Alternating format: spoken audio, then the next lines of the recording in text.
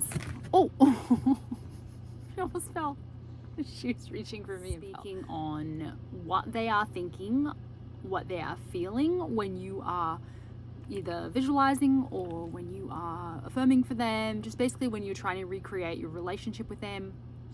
It could be SP could be your boss, it could be your sibling, it could be a best friend, it could be it could be your significant other, could be a love interest, could be someone you don't know, could be someone you do know.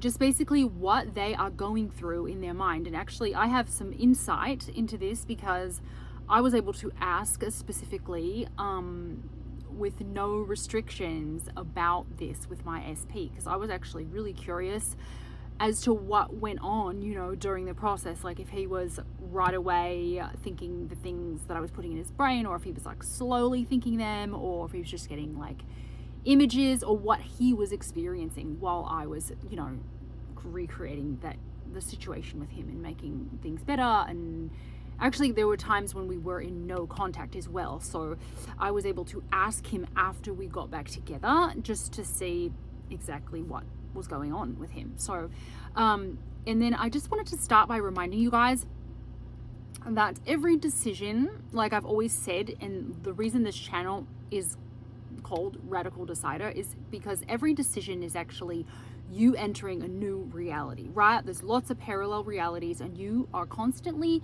every moment to moment, entering a new reality. So if you keep that in mind, you can, you can just ask yourself or pay attention, like, what reality are you entering by the decisions you're making, right? Because every decision is literally like you deciding on, you're either, basically, you can be as radical or as non-radical as you want, right? You can switch quickly and radically into a vastly different reality, or you can go slowly. And a lot of us go a little slower because we don't want to get shocked, right? We don't want to have this like major shock to our system. Like, if the guy you weren't even talking to shows up tomorrow with the wedding ring and like a band and says, we're getting married today, it's a little shocking to your system, right? Even though maybe some of you think you want that, like that's not always the way it works in this 3D, right? We kind of like things a little slower. We like, they say the journey is the thing, right? It's not just getting there, right? It's really just enjoying the journey. So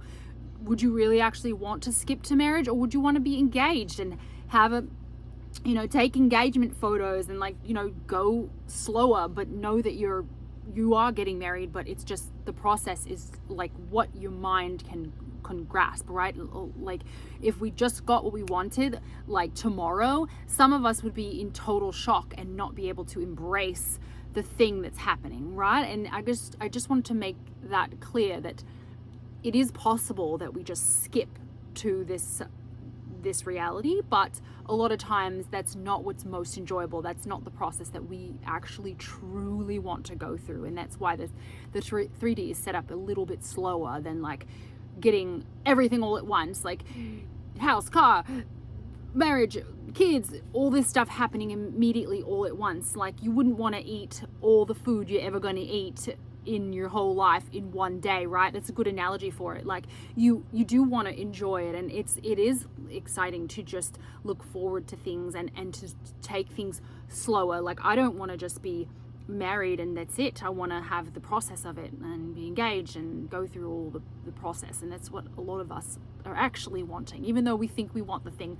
really, really quickly. Okay, but every decision is you're merging with the reality you want, or you're not, right? You're either getting closer to it, you're becoming more that person, or you're getting further away from it. So think about that when you're making decisions, okay? Just wanted to remind you of that. I think it's a really important thing to just keep in mind all the time. The other thing I wanted to say, and I know this is a long intro, but it's really important that we are reminding ourselves of the reality we already have, okay? It's not that you are creating this reality. It's not that you are building it in your mind. It's already there. Like it's already a thing. It's already occurring on a parallel plane. You just simply with affirmations or visuals, whatever you choose to do, you are simply reminding yourself of the reality you already have, okay? Because it is done. It is happening now.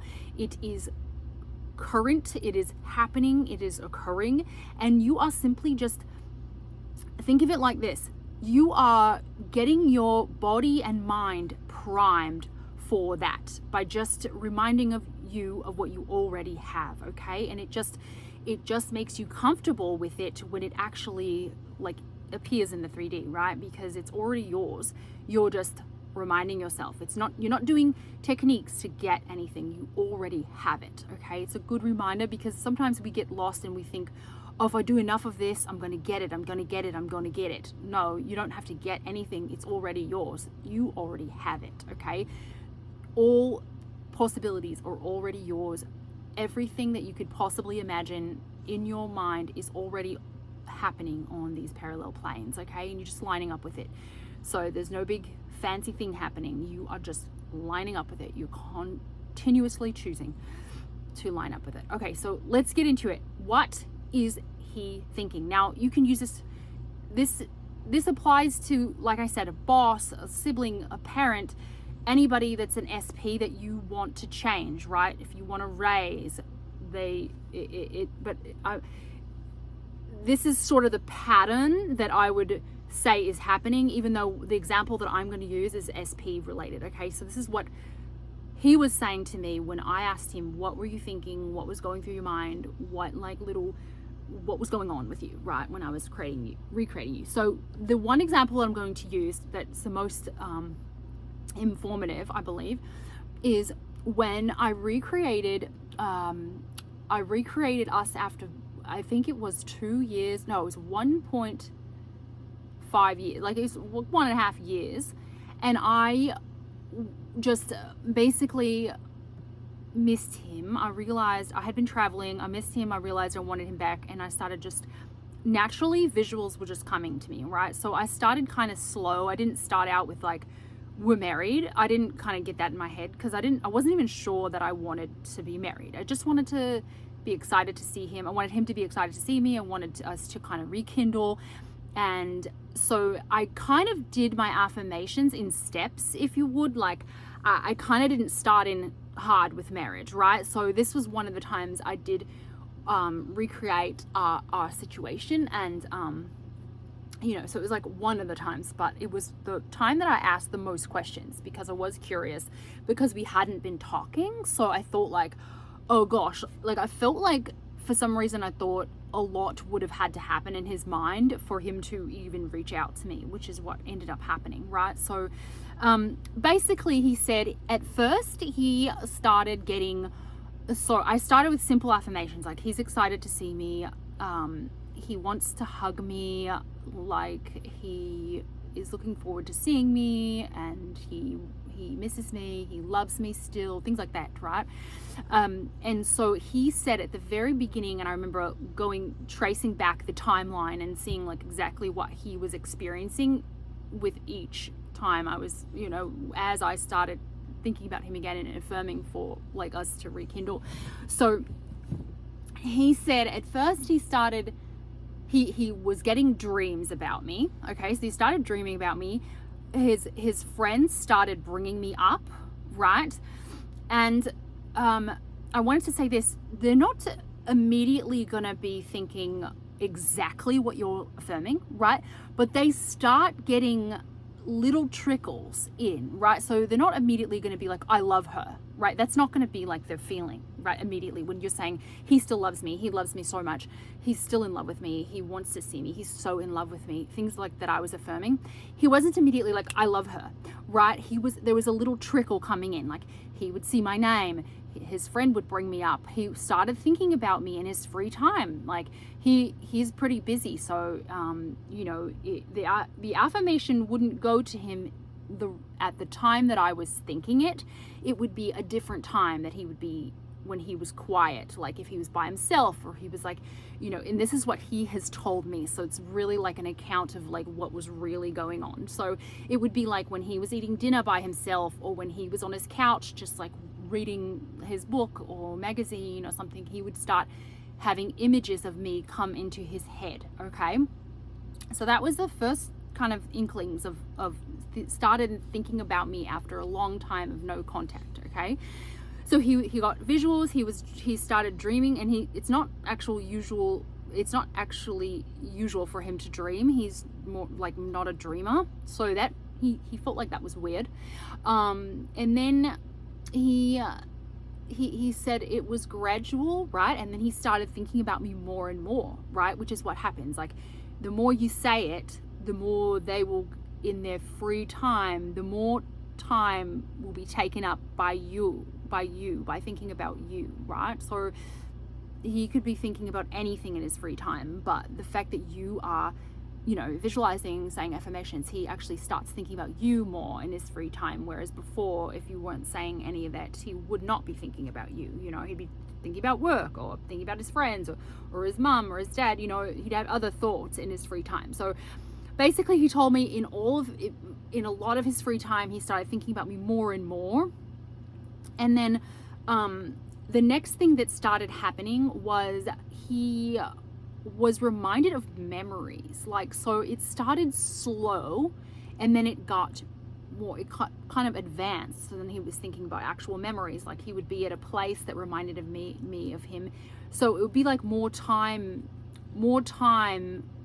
thinking about me, right? So more and more time was spent thinking about me, until eventually, obviously, he reached out. So it was like, but I'll keep going on the progress of it. So he would go to a place that we had been and thought about the dinner that we had there and how much fun it was, and us laughing there. Like, he would be led to go to these places that he remembers me at, right? It'd be like a restaurant we visited, a certain movie theater we went to. He said he went back to.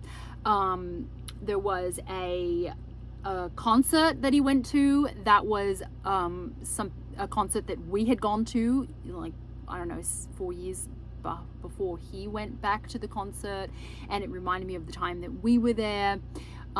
He said even going to the beach, he thought of me at this specific beach area that we used to go to. He ended up going there with his friends one time. It's like, oh, I'm at this place, and then it reminded him of me. So it was literally like little trickles at the beginning, and then eventually they have enough thoughts where it almost is like a bucket that's filling up. That's the best analogy I can say it. Like, it's like water in a bucket, and as soon as like these thoughts pile up for this person, it overflows and they reach out, they contact you. And then after that, it can be as slow or as quick. Sometimes it's quick, sometimes they're like, hey, let's go on a date. Sometimes it's, hey, I found your shoes, do you want them back, or something, right? It could be like a slow process to like going on a date, or it could be immediate, like, I want to go on a date with you, right? So for me, it was different times, different speeds on what was going on, but at times he would just contact me and say, hey, I hope you're well, which can seem like a bad thing, because you're just like, oh, it's not what I really wanted, but it's still good. You want to give things good meaning, which is what I always say. But you got to think about it. Like, if you're thinking about your best friend and calling her, you don't always call her right away, right? You have to, it's almost like you get a pile up of thoughts, and then you take an action. And that's exactly what's happening with them. They are getting a pile up of thoughts, a pile up of feelings. And as soon as the feelings are piled up enough, they reach out, they call you, they text you, they, reach out, DM, or whatever they can to get a hold of you, right? So I hope that helps. I didn't want to make this too long. It's almost like 14. But I wanted to ask you guys too, would you guys like more videos but less time during the week, or would you like just one long video? I was trying to think of what would be best. Okay, so just let me know. I hope you love this. Please thumbs me up, and if you love Neville and Law of Assumption and transforming your life, please stick around. I'd love to have you. Bye guys.